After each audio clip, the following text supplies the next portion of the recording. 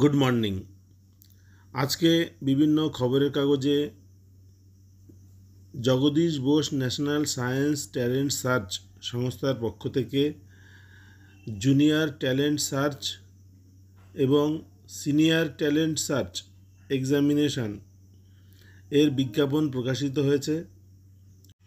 আপনারা ইতিপূর্বে জেনেছেন যে জুনিয়র ট্যালেন্ট সার্চ টেস্ট এবং সিনিয়র ট্যালেন্ট সার্চ টেস্ট এই পরীক্ষাগুলো অবজেক্টিভ মাল্টিপল চয়েস টাইপের হবে না, লিখিত পরীক্ষা হবে 90 নম্বরের। ফিজিক্স, কেমিস্ট্রি, ম্যাথামেটিক্স এই তিনটি সাবজেক্টের উপরে এই পরীক্ষাটা হয় এবং প্রত্যেকটি সাবজেক্ট থেকে 30 নম্বর করে প্রশ্ন আসে। মোট 90 নম্বরের পরীক্ষা, সময় 2 ঘন্টা। আমরা আজকে চেষ্টা করব জুনিয়র সায়েন্স ট্যালেন্ট সার্চের একটি অঙ্ক করার। এই অঙ্কটির নম্বর হচ্ছে 5।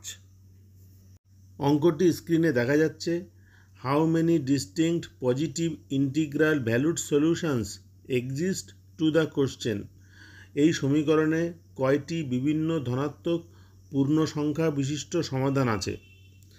এই অঙ্কটি আমরা খাতায় করব। এখানে x এর কতগুলো মান পাওয়া যাবে যার ফলে এই সমীকরণটা সমাধান করা সম্ভব।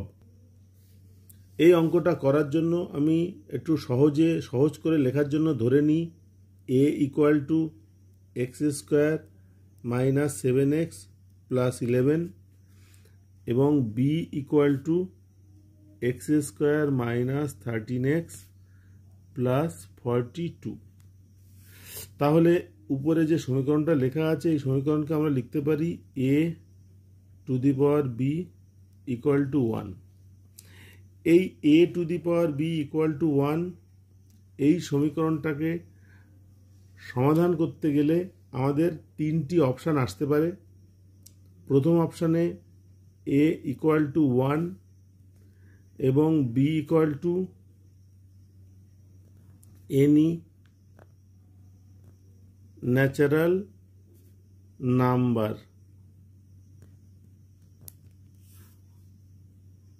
a = 1, b হচ্ছে এনি ন্যাচারাল নাম্বার। তাহলে রাশিটার মান 1 হতে পারে, কারণ 1⁴n তার মান হচ্ছে 1।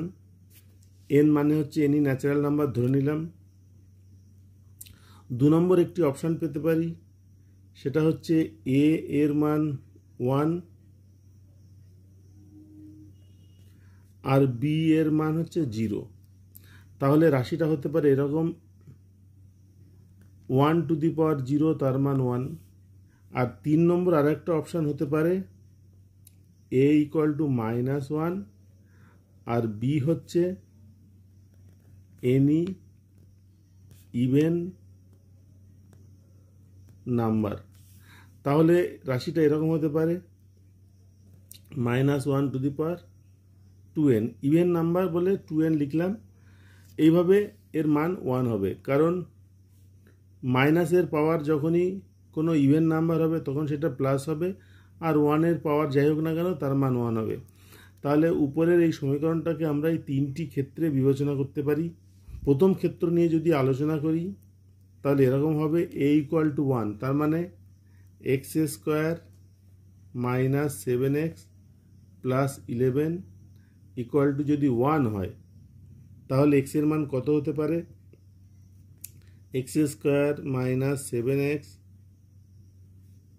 1 এপাশে আসলে -1 হবে, তার মানে এটা +10 = 0। এখানে এটাকে আমরা সমাধান করব। x² এটা -5x - 2x + 10 = 0। এখান থেকে লিখতে পারি x কমন নিলে x - 5 -2 কমন নিলে x - 5 = 0। তার মানে x - 5 × x - 2 = 0। এখান থেকে x এর মান হতে পারে 5 আর x এর মান হতে পারে 2। এবার এই 5 এবং 2 আমরা যদি b পার্টে বসিয়ে দেখি তাহলে সেটা কোনো ন্যাচারাল নাম্বার হয় কি না। যদি ন্যাচারাল নাম্বার হয় তাহলে সমীকরণটার সমাধানটা ঠিক আছে। তাহলে এখানে যদি x = 5 বসাই তাহলে 5² - 13 × 5 প্লাস 42, এটা 25 আর 5 13 65 যোগ 42, এখানে এই দুটো যোগ করলে হবে 7 6 2। তাহলে এটা ন্যাচারাল নাম্বার হলো। এক্স এর মান 5 হলে বি পার্টটা ন্যাচারাল নাম্বার হবে। আবার আরেকটা পার্ট রয়েছে, সেটা হচ্ছে এক্স ইকুয়াল টু যদি 2 হয় তাহলে কি হয়, ওই একই সমীকরণে মান বসিয়ে দেখব সেটা ন্যাচারাল হয় কি না। তাহলে 2 স্কোয়ার মাইনাস 13 ইন্টু 2 প্লাস 42, এটা হচ্ছে 4 বিয়োগ 26 প্লাস 42, 46 থেকে 26 বাদ দিলে 20। তাহলে এক্ষেত্রেও বি পার্টের মান 20 হলো, ন্যাচারাল নাম্বার হলো। তাহলে 1 নম্বর যে শর্তটা লিখেছিলাম এ ইকুয়াল টু 1 আর বি যে কোনো ন্যাচারাল নাম্বার হলে এই রাশিটার মান 1 হবে, সেটা এখানে ঠিক হলো। এখান থেকে আমরা পেলাম এ এক্স এর মান দুটো, 5 আর 2। এবার 2 নম্বর অপশানে কি আছে, এ এর মান যদি 1 হয় আর বি এর মান যদি 0 হয় তাহলে রাশিটার মান 1 হতে পারে। আমরা তাহলে এ এর মান 1 আর বি এর মান 0 বসিয়ে দেখব।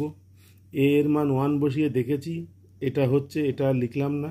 এবার বি এর মান 0 বসিয়ে দেখি সেখানে কি হয়।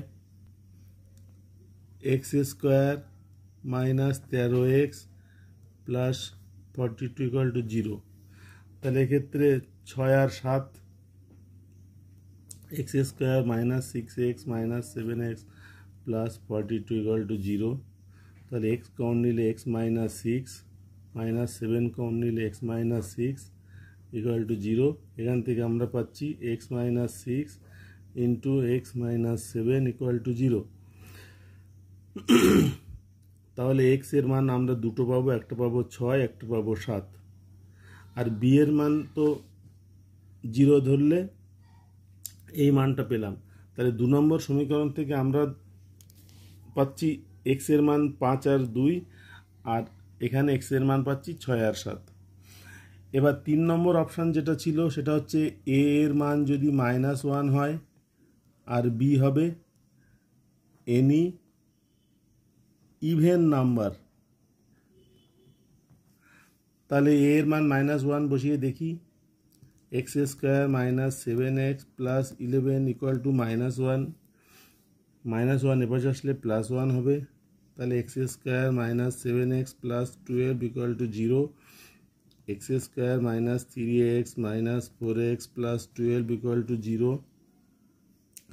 এখান থেকে এক্স কাউন্ট নিলে এক্স মাইনাস 3 মাইনাস 4 কাউন্ট নিলে এক্স মাইনাস 3 ইকুয়াল টু 0। তার মানে x minus 3 into x minus 4 equal to 0। এখান থেকে আমরা পাই এক্স ইকুয়াল টু 3 আর এক্স ইকুয়াল টু 4। এবার বি এর মান যেটা ছিল x square minus 13x plus 42, এই সমীকরণে এক্স এর মান 3 বসিয়ে দেখি কি হয়।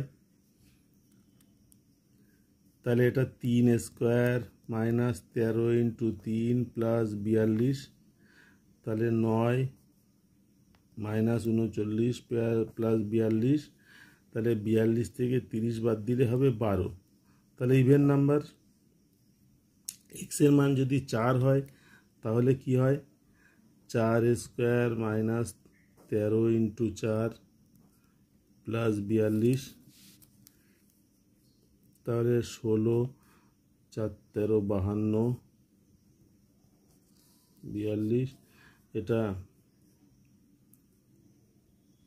58 বিয়োগ 52 মানে 6। তাহলে এটাও বি পার্টে এই মানটা ইভেন নাম্বার হলো। সুতরাং এক্স এর মান 3, এক্স এর মান 4 হলেও এই সমীকরণটা সিদ্ধ হচ্ছে। তাহলে আমরা এই যে 3টে অপশান পেলাম, অপশান 1, অপশান 2, অপশান 3, এই 3টে অপশান থেকে এক্স এর কী কী মান পেলাম। প্রথম অপশানে পেলাম এক্স এর মান 2 আর 5। দ্বিতীয় অপশান থেকে পেলাম এক্স এর মান 2, 5, তার সঙ্গে পেলাম এক্স এর মান 6 আর 7। আর 3 নম্বর অপশান থেকে পেলাম এক্স এর মান 3 আর 4। তাহলে এক্স এর কতগুলো মান পেলাম, 6টা। তাহলে সমীকরণে কয়টি বিভিন্ন ধনাত্মক পূর্ণ সংখ্যা বিশিষ্ট সমাধান আছে, তার উত্তর হবে 6টি। আজকের অঙ্ক ক্লাস এখানেই শেষ করছি। পরের অঙ্ক ক্লাসে আমরা অন্য কোনো প্রশ্ন বা অঙ্ক নিয়ে আলোচনা করব। ক্লাস অ্যাটেন্ড করার জন্য সকলকে ধন্যবাদ। নমস্কার।